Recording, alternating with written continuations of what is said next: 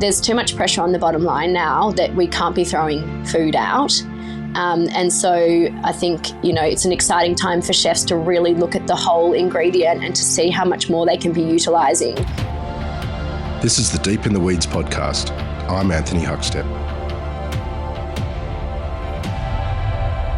It's the summer series of Deep in the Weeds where we welcome back previous guests to share a few yarns from their lives in food. Today, it's an absolute pleasure to have Frankie Cox from Green On back on the show. Frankie, how are you?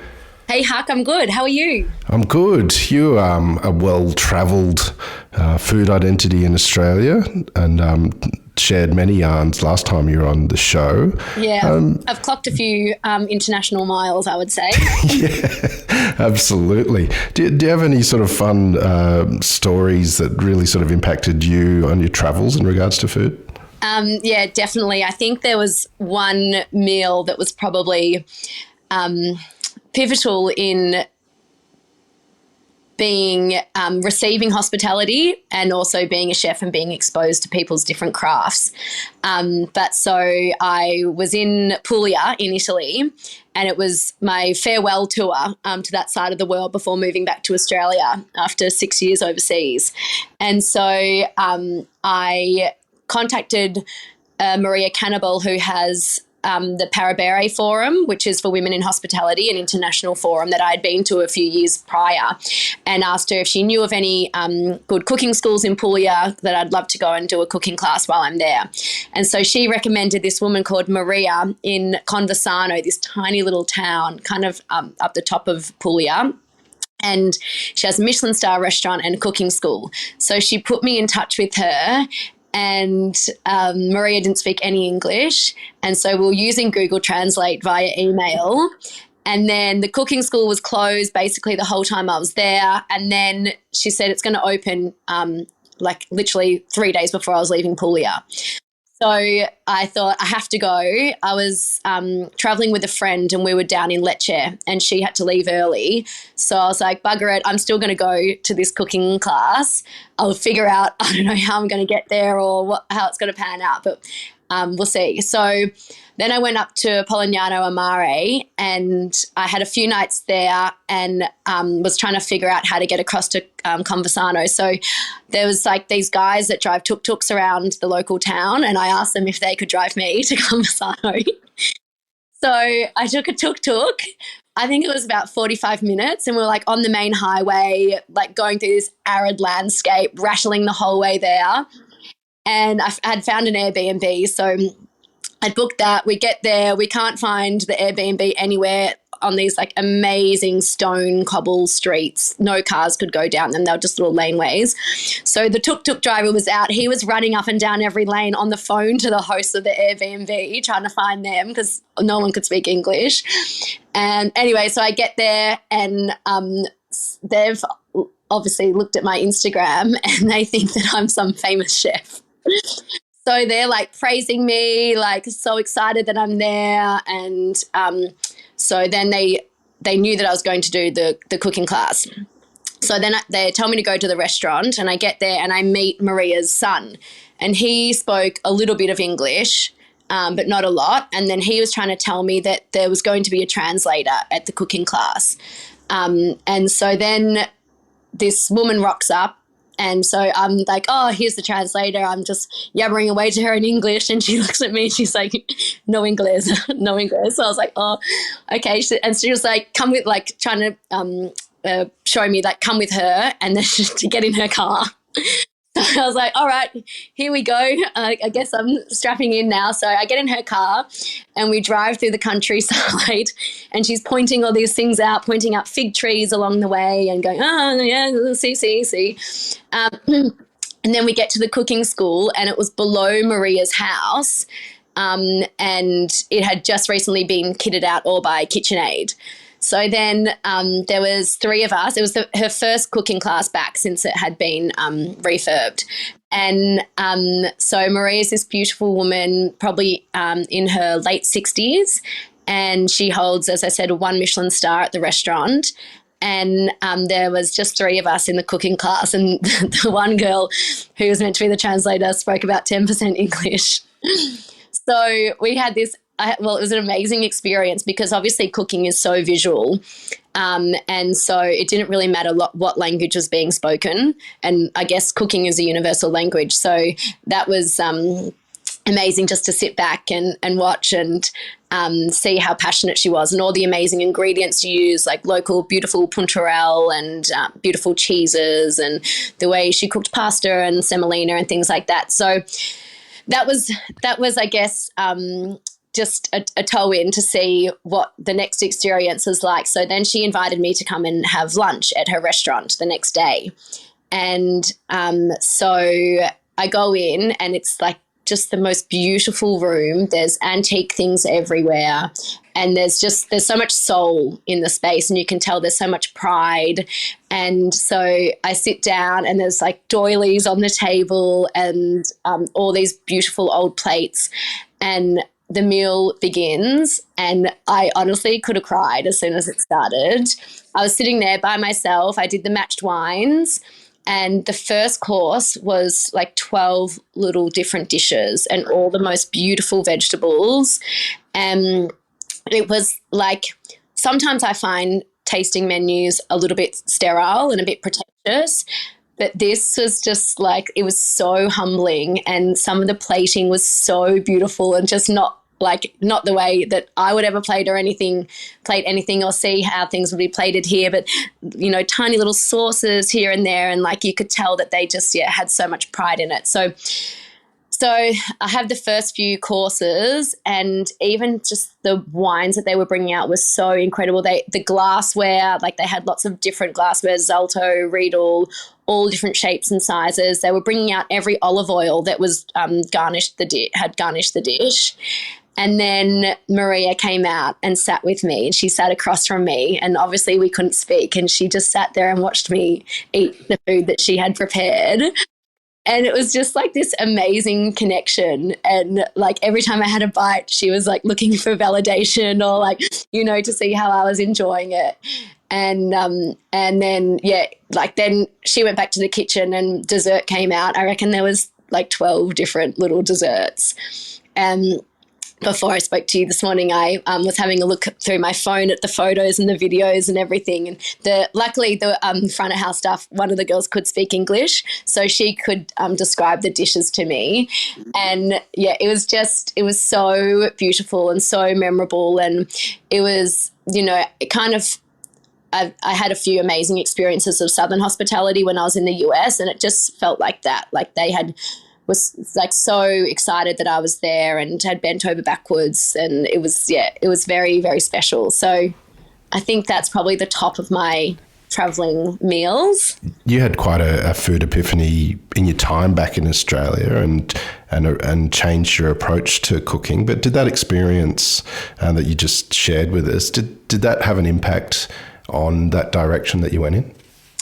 I think even though I said, you know, how the attention to detail in their plating and things like that, it was ultimately about simplicity, and they hadn't really overcomplicated anything. All the ingredients were obviously local. And also what I found interesting in Puglia and in the south of Italy was that I went to all these different markets. I've, you know, sniffed out the farmers market in every town, and there was not really that many different varieties of each ingredient. You know, you go to the green market in Union Square in New York, and there's 50 different types of tomatoes and 6 different types of eggplants and things like that. And I was kind of surprised that, you know, we were in Italy and there was really only 1 or 2 different types of tomatoes or 1 type of eggplant, but there didn't need to be anything else. And the flavour in them so pure that there's no point complicating it, planting so many different varieties. And that's what I think, I always keep getting drawn back to simplicity. And I think it's just, it makes sense, because also they were only using what they had access to. If there was more on the plate, then they would have been sourcing from elsewhere.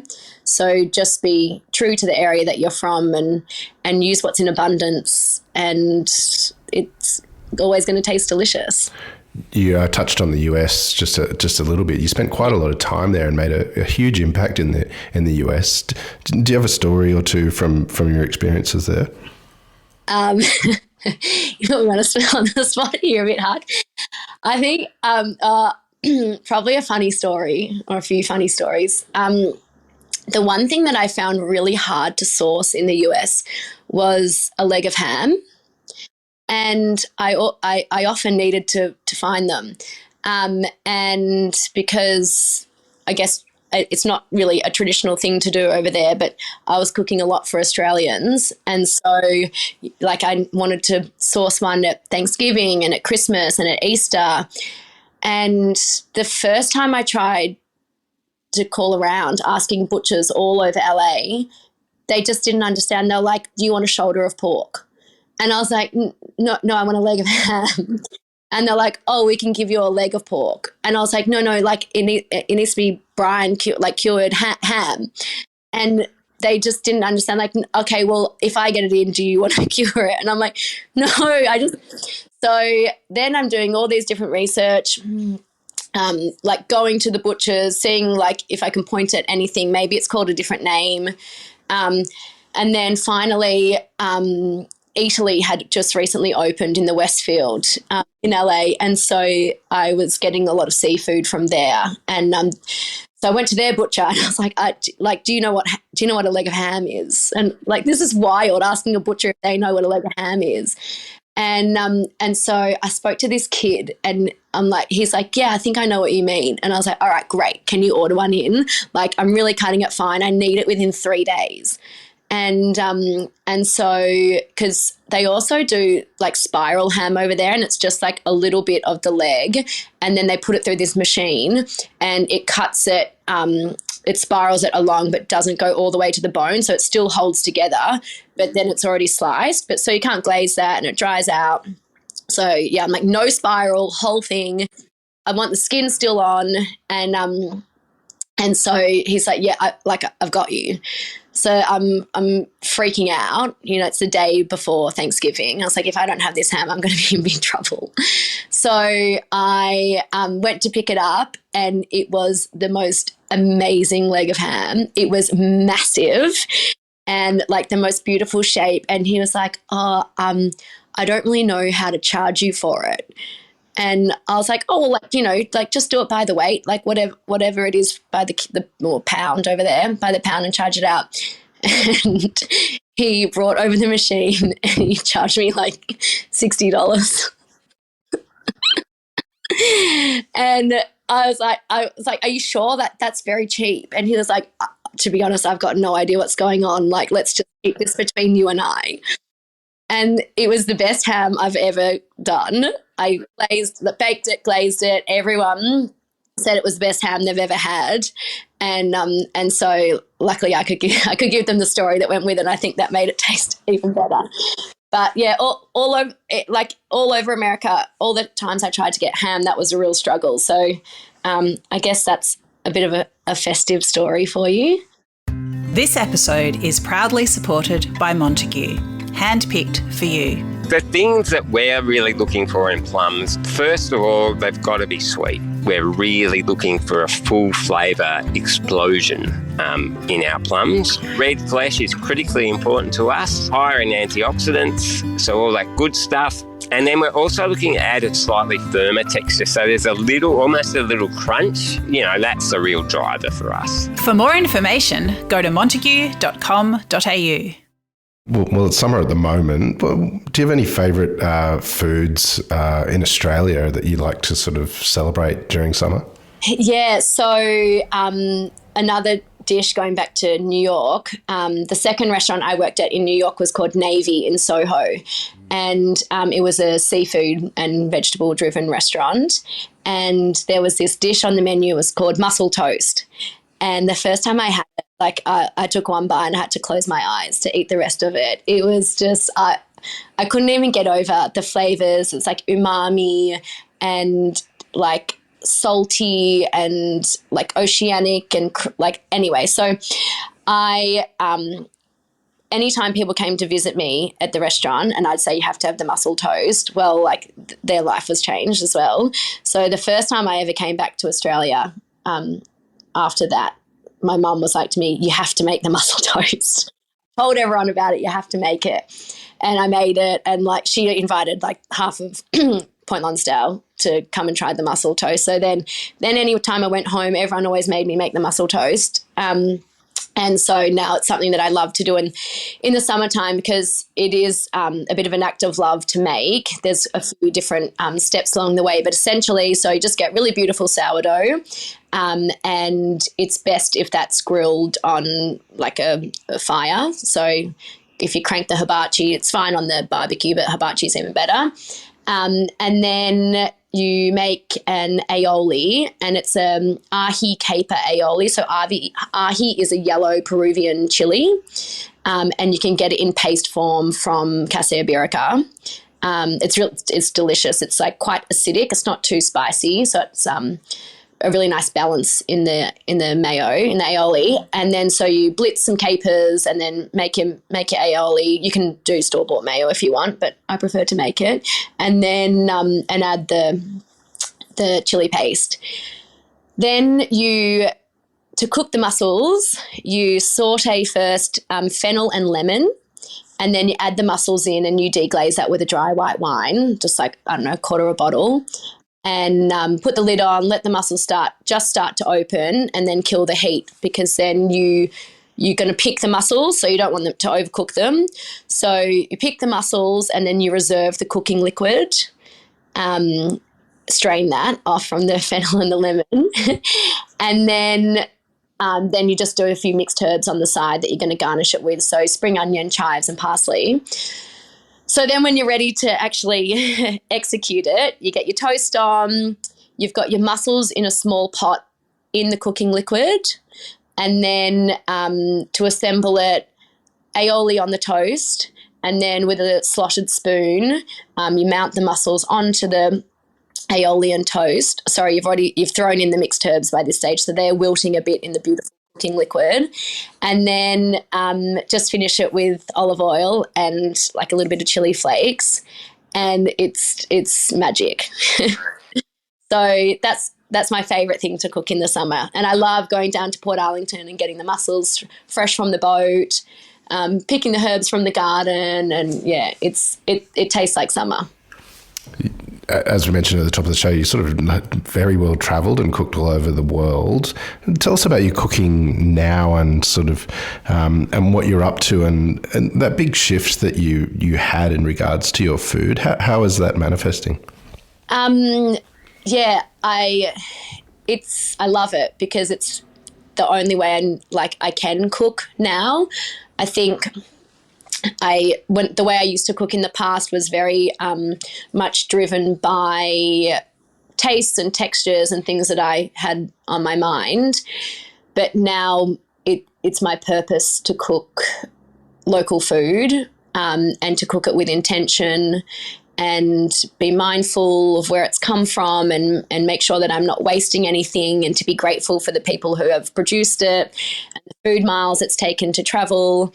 And so it's such a joy to cook with, because you value it so much and appreciate it so much. So on the weekend I was down the beach, and I love going down there and sourcing whatever I can from the locals. So there's a boat down at the marina, and I went down to get some fish, and they were like, well, actually there's a boat out at the moment. Why don't you come back in an hour and it will literally be fresh caught? And so went back and got the most amazing snapper that had literally been caught 30 minutes prior. And then I went to the Torquay Farmers Market and saw the guys from Kinfolk Farm, who are just producing the most incredible produce, and just got whatever looks good. There's some really exciting things that are being plucked from the ground at the moment, like green garlic, fresh garlic, and got the garlic scapes that grow the shoots from the garlic, and just like the most beautiful carrots that survive the winter. And that's like just my favorite way to cook. And then you just kind of compile it all. And so I did this, really delicious snapper dish with scallops as well, beautiful braised fennel and potatoes. And like, I want to know where the food comes from that I'm eating, and I want to know how it's been grown, and to make sure that it's not doing any damage to the environment, it's only making it better. So I think, I'm really finding my feet in how I like to cook now, and it's not driven by creating menus and things. It's just directly driven by the produce and what I can get access to, and the menu just comes from there. It's been a curly couple of years. What are you looking forward to in the year ahead?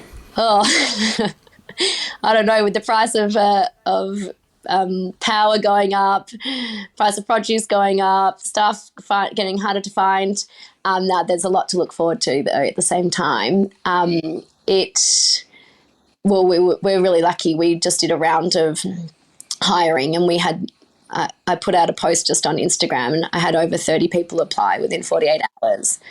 And, I think I felt really proud at that, because I am always trying to create the best possible working environment. And a lot of that has to do with the food and respecting and honouring the food and the environment. And then also, in turn, the environment that you work in, and making sure that that's sustainable for everyone to work in. So that was a really good sign. But I think I'm really excited in the near future to see how people are reducing their food waste, because it's kind of come from pressure ultimately. Obviously, there's people who are interested and want to do it, but there's too much pressure on the bottom line now that we can't be throwing food out. And so I think, it's an exciting time for chefs to really look at the whole ingredient and to see how much more they can be utilising and get a greater yield. And then that means also that they're pushing themselves and their boundaries and experimenting with things, and whether it's fermentation or even just, being able to cook more of that ingredient that you hadn't yet been, whether it's blanching or roasting or making sauces and dressings, and, using all your herb stalks and things like that. So I'm really excited that I think that it's going to create a really nice community within the industry in the next 12 months or so, because it is kind of a new space, unfortunately. Like, chefs have been known to waste food for so long. Some kitchens that I've been in the past, I was horrified to see what was being thrown out just to get that perfect dice or, the perfect peel or something like that. So we all kind of need to band together and share ideas, and there's a lot of mistakes that get made, especially in fermentation. So the more our community can communicate with each other, the more we're going to keep learning, and I think that's a really exciting space. Well, Frankie, you're a bloody inspiration, and always it's such a pleasure to catch up with you. You always got an interesting yarn to share. Full of stories. Yeah. Please keep in touch, and we'll catch up again soon. Sounds good. Have a great holiday. This is the Deep in the Weeds podcast. I'm Anthony Huckstep. Stay tuned as we take a deep dive into the lives of the incredible people who ply their trade in the food and hospitality sector. Special thanks to executive producer Rob Locke for making this all happen. Follow us on Instagram at Deep in the Weeds Podcast, or email us at podcast@deepintheweeds.com.au. Stay safe and be well.